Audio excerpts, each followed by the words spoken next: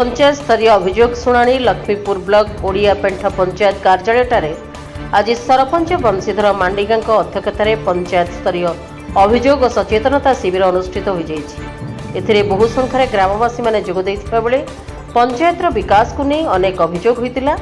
यह कार्यक्रम में बीडीओ अनुपस्थित जीपीओ सुधीर बेहरा अभियोग शुणाणी करते। अन्य सहकारी जंत्री एम पवन कुमार, जिला परिषद सभ्या पिंकी हिमेरेका, जोगाण अधिकारी आदित्य प्रसाद नायक, एपीओ जुनेश साबर मंचासीन थे। कार्यक्रम प्रारंभ में जीपीओ श्रीजुक्त बेहरा प्रत्येक अभियोग शुणाणी शिविर में केवल गोष्ठीगत अभियोग आसूची किंतु कौनसी व्यक्तिगत अभियोग आसुन दुख प्रकाश करते। आम अंचल खनि उत्तोलन होउछि किंतु आमे तार कौनसी सुविधा पाई पारु नाहु। अंचल में ओएमसी तरफ कौनसी पेरिफेरी काम आसुनथुवा बिरीगुड़ा ग्रामवासी अभियोग करते। धरडा ग्रामर महिला रश्मिता मिश्र विधवा भत्ता पाउनथुवा, घर खंडे नथिबा बेले ग्रामवासी दयारे मिलिथिबा घरे रहुथिबा, उक्त घरे बिजुली संयोग काटी दिया जाइथिबा और दुईटी बढ़िला झीओंकु नहीं अति दयनीय अवस्था थिबा बेले तुरंत उक्त महिला को समस्त सुविधा जोगाई देबाकू ग्रामवासी माने अभियोग करथिले।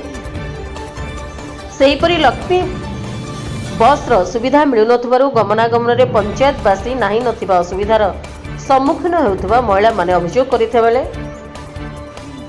करिथिबा बेले ओडियापेंठ पंचायत रे थिबा अधिकांश अंगनवाड़ी केन्द्र रे पानी समस्या और पछेरी नथिबा मध्य अभियोग होइतिला।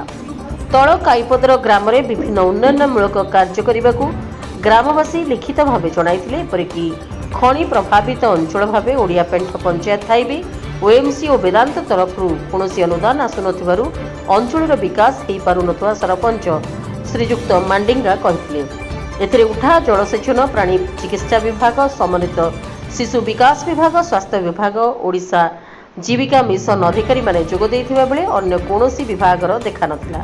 एही कार्यक्रम को पंचायत निर्वाही अधिकारी उर्वशी तुरुक परिचालना करिथिबा बेले एडीओ सुरेश चेटी सहयोग करथिले। लक्ष्मीपुर प्रमोद जेना का रिपोर्ट, रिपब्लिक ओडिशा, साधारण लोकों स्वर।